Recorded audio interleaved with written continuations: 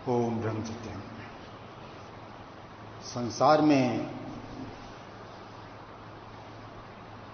एक बात अक्सर सुनने में आती है,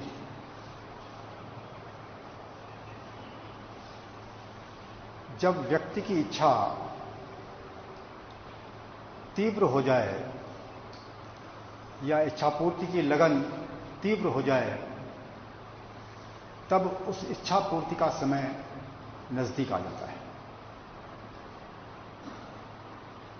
जितनी इच्छा तीव्र होगी उतनी जल्दी उसकी पूर्ति की संभावना होगी, ऐसा संसारियों का दृष्टिकोण है। इसी को दृढ़ इच्छा भी कहते हैं, इसी को इच्छा शक्ति भी कहते हैं।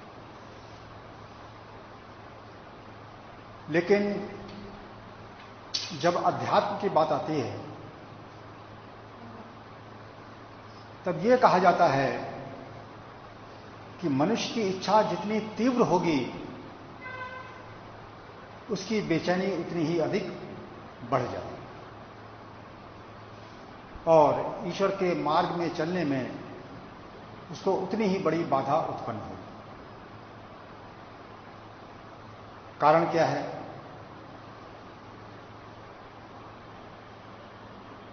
जो भी संसारियों की इच्छाएं हैं वो संसार के द्वारा पूरी होती है। इसीलिए इंद्रियों की और मन की गति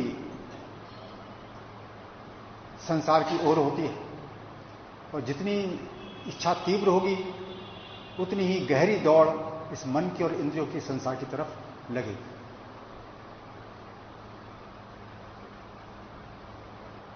बेचैनी मेरे अंदर है। गलती से समझ ये रहा हूं कि बेचैनी संसार में है। सब जानते हैं कि इच्छा मन के अंदर उठती है और जितनी इच्छा गहरी होती जाती है उतनी ही मेरी बेचैनी बढ़ती जाती है।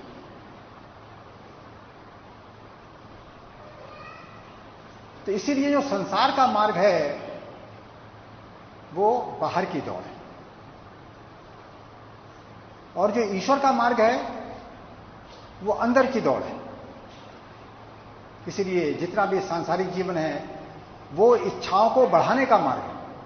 इसी को विकास कहते हैं, इसी को संसार की सफलता कहते हैं। मनुष्य की इच्छाओं को, मनुष्य की वासना को गहरा कर देना, इस आग को और प्रदीप्त कर देना, ये संसार का काम। और ईश्वर का काम या गुरु का काम क्या है कि मन की इस इच्छा को मंद कर देना, इतना मंद कर देना कि मन बाहर की दौड़ लगाना ही भूल जाए, पूरी तरह से ईश्वर पर आश्रित होकर वो ईश्वर के लिए जिए। इसीलिए ये जो अध्यात्म का मार्ग है ये आंतरिक मार्ग है, इंटरनल वे है। और जो सिमरन करते हैं वो इस बात को अच्छी तरह से जानते हैं कि सिमरन में जो बाधक चीज है वो मन की बाहर की दौड़ ही है। बार बार ये संसार के बारे में सोचता है और संसार में संतुष्ट होना चाहता है, वहां अपनी वासना पूर्ति करना चाहता है। लेकिन हर साधक जानता है ये वासना ईश्वर मार्ग में चलने में सबसे बड़ी बात है।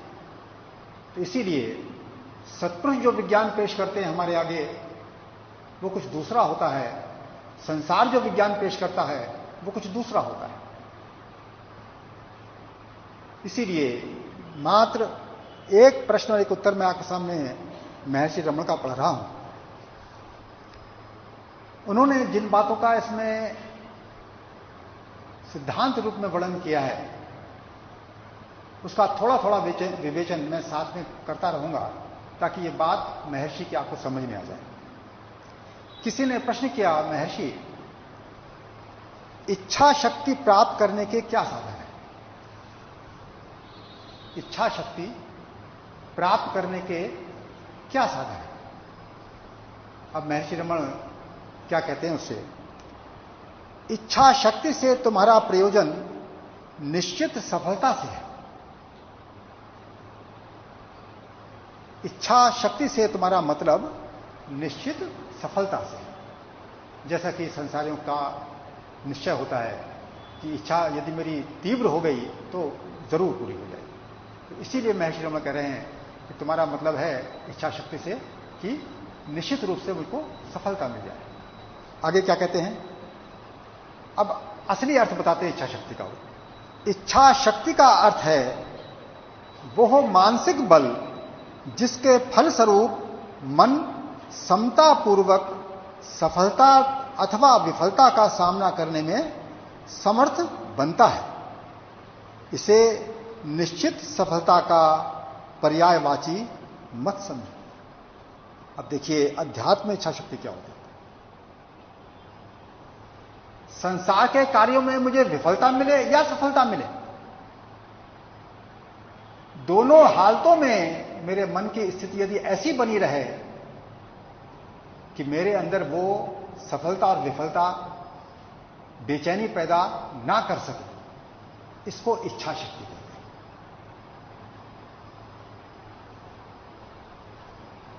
इसीलिए वो कह रहे हैं कि समतापूर्वक, कि मन की सम स्थिति बनी रहे। आप देखते हैं कि आपको यदि कोई भी बड़ी सफलता मिल जाए, आपका मन कैसे छलांगे मारता है। उस सफलता की खुशी को हजम करने के लिए आप कितने लोगों को फोन करते हो, कितने फंक्शन करते हो, कितना दिखावा करते हो, तब जाके वो सफलता को हजम हो पाती है। जब तक आप 10, 20, 100, 50 लोगों में बांट नहीं लोगे उसको, आपके मन से बोझ उतरेगा नहीं सफलता में। और यही हालत आपकी विफलता में भी होती है। विफलता का भी इतना गहरा दुख होता है कि जब तक कुछ लोगों में उसको बांट ना लो, आपका दुख कम नहीं होता। तो इसीलिए अध्यात्म में सुख और दुख दोनों को ही समान बुरा कहा जाता है। समान रूप से ये दोनों बुरे हैं, सुख भी और दुख भी, क्योंकि इनमें निरंतर परिवर्तन होता रहता है और जीव मानसिक क्लेश लेकर संसार में जीता रहता है। आगे वो क्या कहते हैं? किसी के प्रयासों को सदैव ही सफलता क्यों मिले? किसी के प्रयासों को सदैव ही सफलता क्यों मिले? सफलता से दंभ का उदय होता है और इस प्रकार मनुष्य की आध्यात्मिक प्रगति रुक जाती है। अब देखिए सांसारिक एजुकेशन और आध्यात्मिक एजुकेशन, किसी जीव को सदैव ही सफलता क्यों मिले? इससे उसके अंदर दंभ उत्पन्न होता है। दंभ का मतलब, मैं तो जानता हूं कि मैं देह हूं, मेरा यही निश्चय है, तो मैं सफल व्यक्ति हूं संसार में। यह अहंकार आपके अंदर बढ़ा या नहीं बढ़ा? इसी को दंभ कहते हैं। और ये जो दंभ है, ये जो देह का अहंकार है, जितना ज्यादा मेरे अंदर गहरा होगा, उतना ही कठिनाई मुझको अध्यात्म मार्ग में चलने में ज्यादा होगा। इसीलिए निर्माणता को गुण कहा जाता है, अहंकार को अवगुण कहा जाता है, या दंभ को अवगुण कहा जाता है। तो सफलता, अब विचार करिए, जो व्यक्ति अध्यात्म मार्ग पर चल रहा है, अध्यात्म मार्ग पर चलने का महत्व समझता है, उसके लिए सफलता जहर के समान है। लेकिन कौन समझता है बात? क्योंकि अध्यात्म की मोटी मोटी बातें सुनते हैं, उस पर बड़े सरल तरीके से विचार करने की कोशिश करते हैं, उसकी गहराई में हम कभी भी उतरने की कोशिश नहीं करते। और यह गहराई सत्पुरुष ही बयान करते हैं। तो महर्षि रमण इस सफलता के बारे में क्या कह रहे हैं जो हमको संसार में मिलती है? वो कहते हैं, किसी के प्रयासों को सदैव ही सफलता क्यों मिले? सफलता से दंभ का उदय होता है और इस प्रकार मनुष्य की आध्यात्मिक प्रगति रुक जाती है। अब बताइए, आप ईश्वर से प्रार्थना क्यों करोगे फिर? जब सफलता के कारण आपकी आध्यात्मिक प्रगति रुकेगी, फिर ईश्वर से आप प्रार्थना क्यों करोगे कि प्रभु मेरी मनोकामना पूरी कर दे?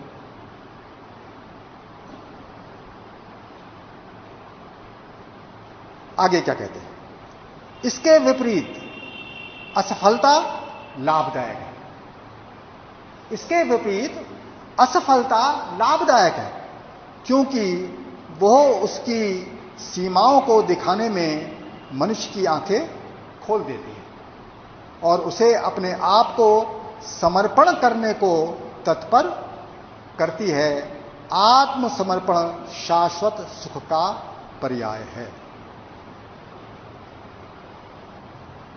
अब दूसरी बात कर रहे हैं कि विफलता या असफलता लाभदायक है। क्यों लाभदायक है? क्योंकि जिसको बार बार असफलता संसार में मिलती है, उसको अपनी सीमाओं का पता लग जाता है, अपने लिमिट्स का पता लग जाता है, अपनी कमी का पता लग जाता है कि मैं अपूर्ण हूं। मेरी कोशिश से चाहे वो कितनी भी क्यों ना कर लूं, मैं संसार में संतुष्ट कभी भी नहीं हो सकता। उसको इस बात का बोध हो जाता है, इस बात का निश्चय हो जाता है कि मेरा जो संसार में पुरुषार्थ है, उस पुरुषार्थ को करके मेरे जीवन में वो दिन कभी भी नहीं आएगा जब मैं अपने आप को संसार में संतुष्ट महसूस करूंगा। ऐसा असंतुष्ट व्यक्ति ही ईश्वर के आगे समर्पण करने को तैयार होता है कि प्रभु मेरी करनी तो मुझको संतोष नहीं दे रही, अब तू कृपा कर कि मुझको संतोष प्राप्त हो जाए।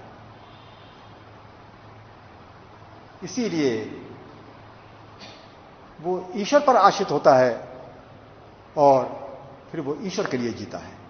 इसलिए आगे कह रहे हैं वो, इसलिए मनुष्य को समस्त परिस्थितियों में मानसिक साम्य की प्राप्ति की चेष्टा करनी चाहिए।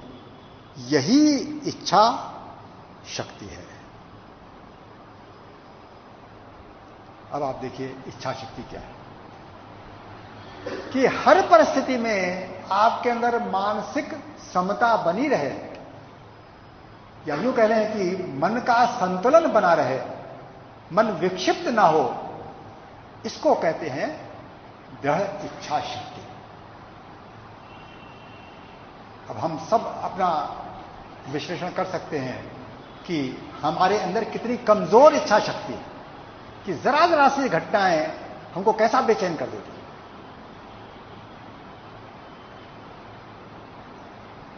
तो इसी कारण आप देखते होंगे कि पहले तो व्यक्ति सिमरन करता ही नहीं, बड़ी मुश्किल से कोई कोई सिमरन की आदत डालता है। जब सिमरन करता है तब एक और परेशानी सामने आ जाती है कि मन उसका सिमरन में लगता नहीं।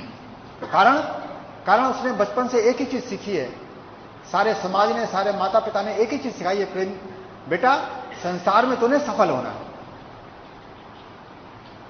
संसार में तूने सफल होना है। मुझको ये पाठ पढ़ाया गया, क्योंकि सारे ही अज्ञानी हैं, किसी में ज्ञान नहीं है। इसीलिए क्योंकि मेरा परिपालन जो है वो अज्ञानियों के बीच में हुआ है, इसीलिए मैंने अज्ञानियों की शिक्षा ग्रहण करके वो अज्ञान वाले निश्चय मेरे पक्के हो। तो सत्पुरुष आपको सही शिक्षा देता है। वो कह रहा है कोई वस्तु नहीं संसार में जो मन को देवे धीर, मंगत नाम गोविंद का हरे सकल तकसी। मन की सारी बेचैनी का हरण करने वाला केवल प्रभु का नाम है, केवल प्रभु की कृपा है। अन्य कोई वस्तु संसार में ऐसी बनी ही नहीं जो मन को धैर्य दे सके, मन को शांति दे सके। यह गुरु की शिक्षा है। तो अब बताइए, जो संसारी शिक्षा के लिए जी रहा है, उसको अपने जीवन का लक्ष्य बना रहा है, वो कितना बड़ा नादान है। ये तभी पता लगता है जब पूर्ण गुरु की तालीम हमको मिलती है और उस पर विश्वास हमारा आ जाता है। तभी इन बातों को हम गहराई से समझने की, सुनने की कोशिश करते हैं या पढ़ने की कोशिश करते हैं, क्योंकि ये बातें संसार से बिल्कुल उलट है। इन दोनों बातों में दिन और रात का अंतर है। आगे क्या कहते हैं? फिर सफलता एवं विफलता प्रारब्ध के परिणाम है। किसी को संसार में इच्छा पूर्ति के रूप में सफलता मिल भी जाए या पूरा पुरुषार्थ करने के बाद भी सफलता ना मिले, विफलता मिले, तो वो कहते हैं फिर सफलता एवं विफलता प्रारब्ध के परिणाम है, ना कि इच्छा शक्ति के। कोई मनुष्य केवल उत्तम तथा प्रशंसनीय कार्य करते हुए भी असफल हो सकता है। कोई मनुष्य केवल उत्तम तथा प्रशंसनीय कार्य करते हुए भी असफल हो सकता है। दूसरा व्यक्ति अन्यथा कार्य अर्थात अनुचित कार्य करके भी एक साथ सफल हो सकता है। इसका यह अर्थ नहीं है कि एक व्यक्ति में इच्छा शक्ति है तथा दूसरे में नहीं। फिर आपके जीवन की सफलता और विफलता आपके प्रारब्ध पर निर्भर करती है। वो प्रारब्ध जिस दिन ये देह आपको मिलती है उसी दिन वो प्रारब्ध रूपी सॉफ्टवेयर आपके इस कंप्यूटर रूपी शरीर में फिट कर दिया जाता है। अब इस शरीर ने वैसे ही जीना है जैसा प्रारब्ध प्रभु ने इसको दे दी। इसका मतलब हुआ संसार में ये मनुष्य 100% गुलाम है। संसार में जीवन जीने की इसको कोई आजादी नहीं दी गई है। ये पूरा का पूरा 100% गुलाम बनाकर संसार में भेजा गया है। पूरी तरह से आप गुलाम। लेकिन दुनिया का कोई मनुष्य इस बात को एक्सेप्ट कभी नहीं करेगा। कहेगा नहीं मैं स्वतंत्र हूं, देखो मैं कितने कितने अच्छे काम करता हूं और ये मेरे पड़ोसी लोग कितने बुरे काम करते हैं। वो इसी प्रकार संसार को देखता है। तो प्रश्न उठता है, एक बड़ा गहरा प्रश्न उठता है कि जब मैं पूरी तरह से गुलाम हूं, पूरी तरह से प्रारब्ध के अधीन हूं, तो मैं तो कुछ कर ही नहीं सकता। तू कर सकता है, तू वो कर्म कर सकता है जो तुझको सारी करनी से मुक्त कर दे। सारी करनी से तुझको मुक्त कर देगा। क्योंकि बेचैनी कहां है? कर्म में बेचैनी है, कर्म फल में बेचैनी है।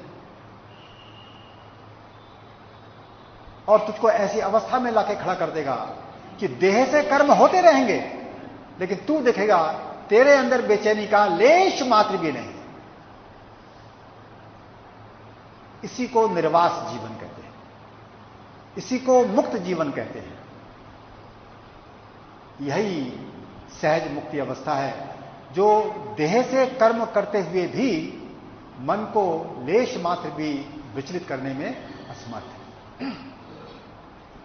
तो इस परम सुख की प्राप्ति के लिए यह मानव देह आपको दी गई है। और यदि इस निष्काम कर्म की स्थिति को हमने प्राप्त करना है तो गुरु की हर बात को मानना ही पड़ेगा, हर बात को समझना ही पड़ेगा। समता विलास में, समता प्रकाश ग्रंथ में या गीता में कोई भी ऐसी चीज आपको नहीं मिलेगी जो इसके विरुद्ध बात करती है। सारे शास्त्रों का एक ही मर्म है, मनुष्य को निष्काम करना या निर्वास करना। और संसारी जितनी भी पूजाएं हम देखते हैं उसका एक ही काम है, तुम्हारी मनोकामनाएं पूर्ण करना। चाहे आप व्रत करो, चाहे आप मंदिर में दर्शन को जाओ, चाहे कहीं माथा टेकने जाओ, अंदर वासना लेकर जाओगे और कोई ना कोई वहां पर प्रभु के आगे प्रार्थना करोगे, प्रभु मेरी ये इच्छा पूरी कर दे, जिंदगी में ये कमी है ये पूरी हो जानी चाहिए। इसीलिए बिना पूर्ण गुरु के मनुष्य की सही पूजा प्रारंभ ही नहीं होती, क्योंकि उसको जिंदगी की समझ ही नहीं आती है। ये गुरु ही सिखाएगा आपको कि कोई वस्तु नहीं संसार में जो मन को देवे धीर। तू मन का धैर्य धारण करना चाहता है संसार में कर्म करके, और गुरु पहली शिक्षा ही दे रहा है, कोई वस्तु संसार में है ही नहीं। तो इसीलिए मन की 100% दौड़ जो हमारी संसार की तरफ को है, ये मन की मलिनता है। और परम सुख तुझको कब मिलेगा, परम संतोष तुझे कब मिलेगा, परम प्रसन्नता तुझे कब मिलेगी, परम शांति तुझे कब मिलेगी, जब मन पूरी तरह से प्रभु की भक्ति करते करते अंतर्यामी प्रभु को प्राप्त कर लेगा या उसमें लीन हो जाएगा। वो हालत इस जीव के संतोष की है, वही हालत इस जीव की वासना से मुक्ति की है। वासना से मुक्ति को ही ईश्वर प्राप्ति कहते हैं, आत्मदर्शन कहते हैं। तो इसीलिए जीने का रास्ता जो हमने संसार में चुना है वो बहुत ही गलत चुन लिया है। अज्ञानियों के बीच में क्योंकि हमारा पालन पोषण हुआ, इसलिए हम भी वैसे ही बन गए, हमारे निश्चय भी वैसे ही बन गए। अब यदि अपने जीवन की भलाई करनी है, यदि बाकी जो बचा जीवन है, पता नहीं आप में से किसी का हो सकता है 1 वर्ष बचाओ, किसी का 1 महीना बचाओ, या किसी के 40 वर्ष बचे हो, पता नहीं, लेकिन बाकी यदि 1 वर्ष भी बचा है तो भूल कर भी संसार को लक्ष्य बनाकर ना जिए। जिंदगी का एक कीमती वर्ष तो कम से कम ईश्वर को लक्ष्य बनाकर उसकी तरफ ईमानदारी से चलने की कोशिश करें। संसार में जो कुछ भी प्राप्त होता है उसमें महाराज जी कहते हैं प्रेमी संतोष मान रहे हैं, और चालाकियां मक्कारियां तो बिल्कुल ना करें। बेईमानी करने की तो भूल कर भी कोशिश ना करें, क्योंकि बेईमान व्यक्ति की तो पहचान ही यह है कि उसको ईश्वर पर विश्वास ही नहीं है। वो मुंह से भले ही कहता रहे कि बेईमानी करता तो हूं, मजबूरी में कर रहा हूं, लेकिन ईश्वर पर विश्वास मेरा पूरा है, वो मूर्ख है, उसको पता ही नहीं है कि विश्वास कैसे करें। ईश्वर विश्वास का मतलब ये होता है कि इस संसार में तेरे जीवन को ईश्वर चला रहा है। ये प्रारब्ध उसी ने तेरा निर्धारित किया है पूर्व कर्मों के अनुसार, पूर्व संस्कारों के अनुसार। इसलिए तू पूरा जन्म बंधन में ही सांसारिक जीवन व्यतीत करेगा, उससे तो कोई भी तुझको बचा नहीं सकता। लेकिन तू वासना से बच सकता है। इसीलिए महाराज जी कहते हैं प्रेमी, संसार में जितने भी कर्म तेरे सामने आते हैं, वे किसी का विवाह हुआ है, उसका परिवार है, उसका पालन करेगा नहीं करेगा? शास्त्र भी कहते हैं परिवार का पालन करना चाहिए। तो कहते हैं जितने भी कर्म तेरे सामने आते हैं उसको कर्तव्य भाव से करने की कोशिश कर। और कर्तव्य भाव से कर्म कैसे किए जाते हैं? कर्तव्य भाव से कर्म इसी प्रकार किए जाते हैं कि जैसे कोई कैशियर बैंक में जब सर्विस करता है तो पूरे नोट सही गिनता है, ठीक पैसे लेता है, ठीक पैसे देता है, लेकिन उसका अटैचमेंट उन पैसों में 1% भी नहीं होता। इसको कर्तव्य बोध कहते हैं। और हम ऐसा समझते हैं कि बिना अटैचमेंट के तो हमारे कर्म ही नहीं होंगे, सारे कर्म बिगड़ जाएंगे। अब बताइए कैशियर का कर्म कितना एक्यूरेट होता है? अटैचमेंट उसका वहां नील होता है। पैसे गिनने में कोई अटैचमेंट है उसका? नहीं। कर्तव्य बोध से वो ठीक पैसे गिन रहा है, ठीक पैसे ले रहा है और ठीक दे रहा है। तो मैं गृहस्थ कर्म ऐसे क्यों नहीं कर सकता? मैं बार बार इसलिए फेल होता हूं क्योंकि मेरी आसक्ति वहां है, मेरी कामना वहां है। तो अध्यात्म मार्ग पर यदि मैंने चलना है तो संसार में कर्तव्य बोध से मुझको कर्म करना पड़ेगा, इस बात को समझते हुए कि कोई वस्तु नहीं संसार में जो मन को देवे भी। तो जिस प्रकार जो आज तक का जीवन बीत गया, मुझको संतोष की प्राप्ति नहीं हुई। बेचैनी के आइटम बदलते रहे, उसका आधार बदलता रहा, लेकिन बेचैनी वहीं की वहीं खड़ी हुई।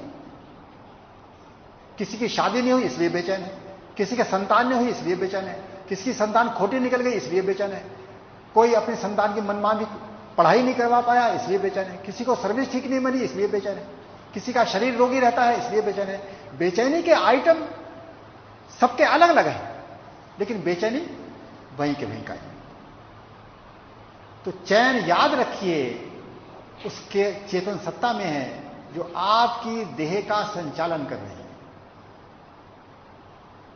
आपके प्रारब्ध की रक्षा कर रही है, देह को संसार में प्रारब्ध के अनुसार चला रही है। और तुम्हारी देह को ही नहीं, ये देह जिस संसार में चल रही है उस पूरे संसार को भी वो सत्ता ही चला रही है, और बिल्कुल एक्यूरेट चला रहे हैं।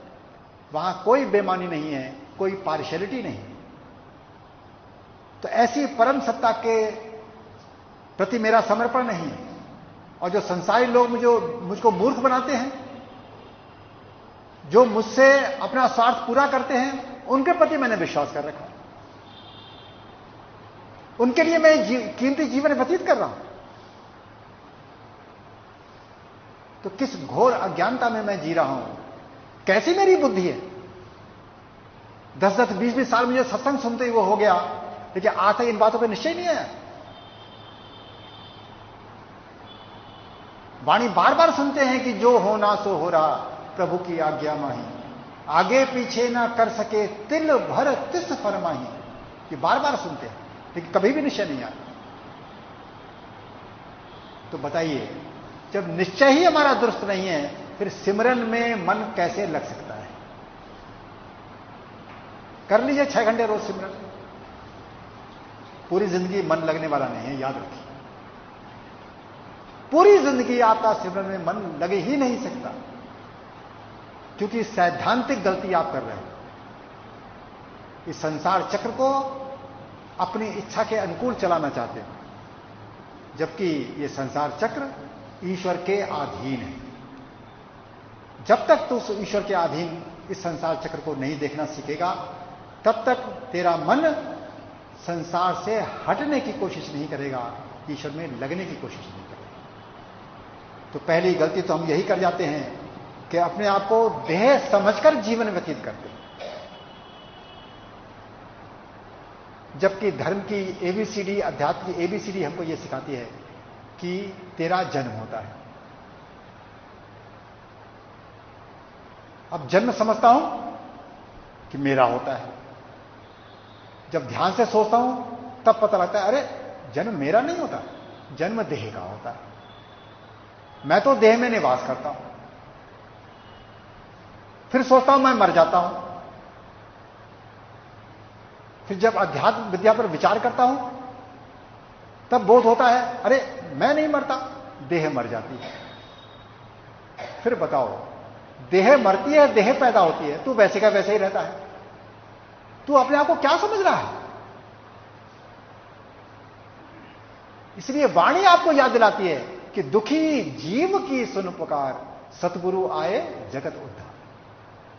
इस अज्ञानी जीव की, इस दुखी जीव की पुकार सुनकर अंतर्यामी प्रभु गुरु रूप में बाहर प्रकट होते हैं, फिर तेरा मार्गदर्शन करते हैं वाणी के द्वारा, वचनों के द्वारा, अपने जीवन के द्वारा, ताकि तू इस रहस्य को समझ सके और वासना का स्वागत ना करना सीखे। तू वासना को जहर समान समझे, निर्वास होने की कोशिश करे, निष्काम होने की कोशिश करे। क्यों? क्योंकि निष्काम व्यक्ति ही अंतर्यामी ईश्वर का दर्शन करके परम संतोष को प्राप्त होता है, जीवन को सफल करता है। ओम ब्रह्म सत्य सत्य।